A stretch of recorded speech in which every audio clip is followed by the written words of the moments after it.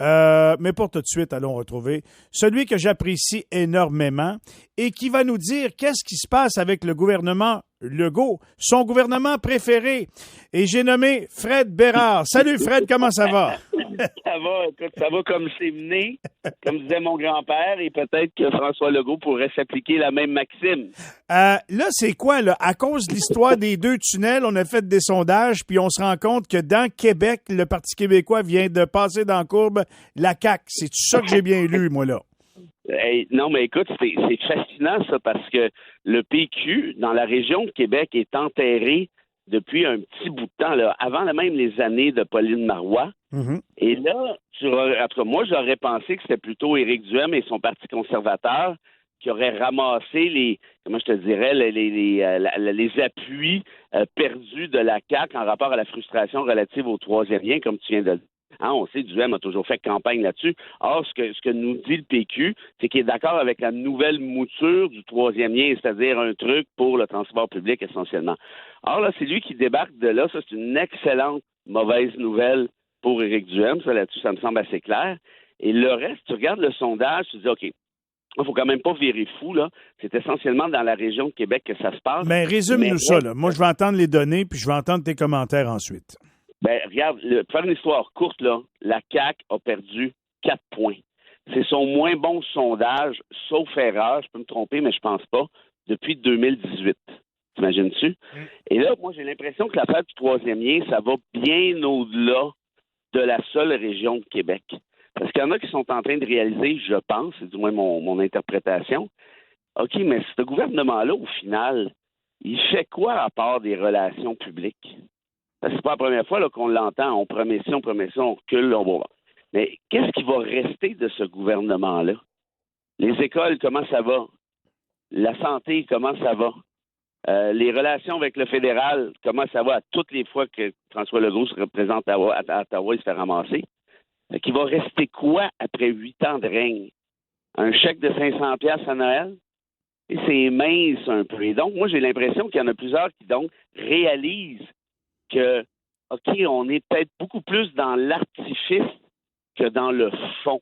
Et ça, tu sais, chaque gouvernement, puis là, je te dis pas que ça va arriver demain matin, mais chaque gouvernement frappe son Waterloo à un moment donné. Oui, j'allais te dire ça, là, tu sais, on pourrait prendre le gouvernement précédent puis l'autre avant, puis je te demanderais qu'est-ce qu'ils ont laissé, puis tu te sortiras pas grand-chose du chapeau non plus, là. Ben, écoute, c'est sûr, le gouvernement de Couillard, moi, je suis en désaccord avec ça. Le gouvernement de l'austérité. De l'austérité, c'est pas, on s'entend, c'est pas super sexy, ça, dans les 5 à 7. Non. Dire que tu as été ministre du gouvernement de l'austérité. Mais au moins, il y avait quelque chose, tu comprends? Là, tu regardes la CAQ, tu te dis, OK, mais quoi, essentiellement, je ne sais pas. Donc, ce gouvernement-là a peut-être frappé son Waterloo, on verra bien avec le troisième lien. Mais ce qui est aussi fascinant, c'est de voir, puis je me répète, mais le Parti québécois qui, écoute, on a l'impression qu'ils sont 800 députés à l'Assemblée nationale. La réalité, c'est qu'ils sont 3.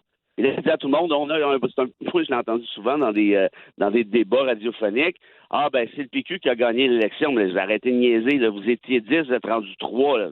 Ça fait gagner l'élection, il y a quelque chose qui marche pas, mais je pense que je comprends mieux ce que les personnes voulaient dire, c'est que dans l'opinion publique, le gouvernement de substitution au gouvernement Legault serait de plus en plus celui du Parti québécois. Parce qu'il joue essentiellement dans la même salle électorale. Par contre, il y a ceci qu'il ne faudra pas oublier, c'est que Plamondon a dit, moi, ça va être l'indépendance au premier mandat, c'est-à-dire un référendum dès qu'on peut le faire, c'est-à-dire dans le premier mandat en question. Puis ça, évidemment, je suis pas sûr que le Québec est prêt à ça. Peut-être que le Québec, l'étoile de la CAQ commence à pâlir. Ça se peut.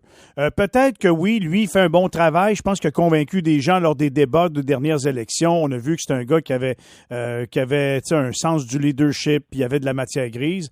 Mais je suis pas certain, Fred, s'il s'avance sur le référendum, la souveraineté du Québec demain, que c'est winner, là.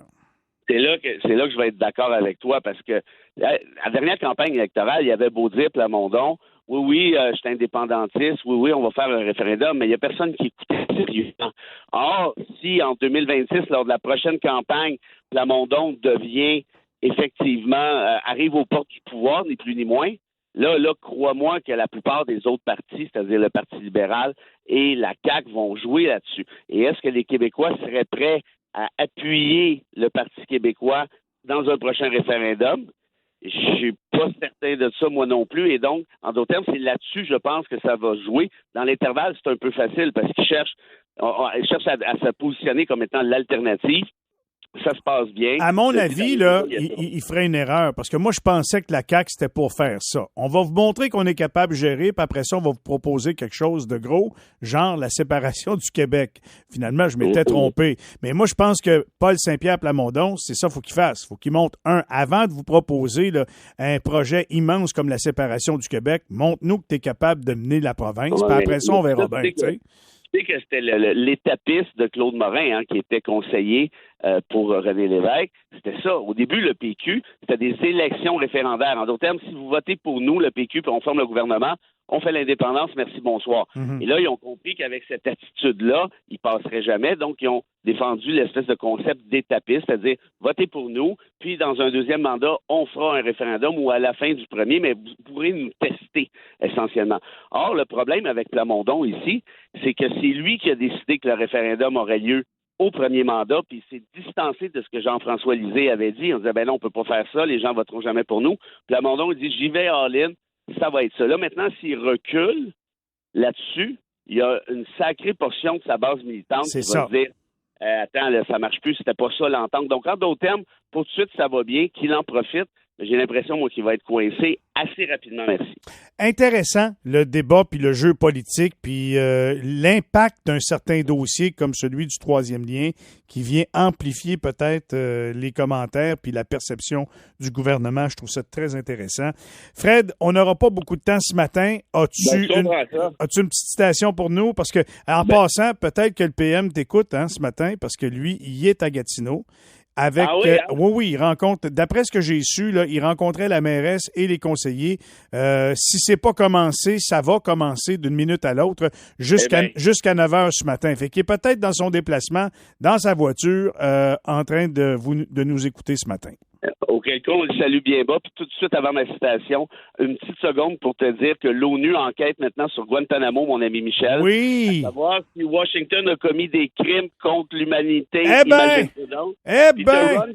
Ron DeSantis qui est au bat aussi parce qu'il aurait participé à de la torture. Je te raconte ça une autre fois si tu veux bien. La petite citation, c'est celle d'Albert Camus qui te disait ceci.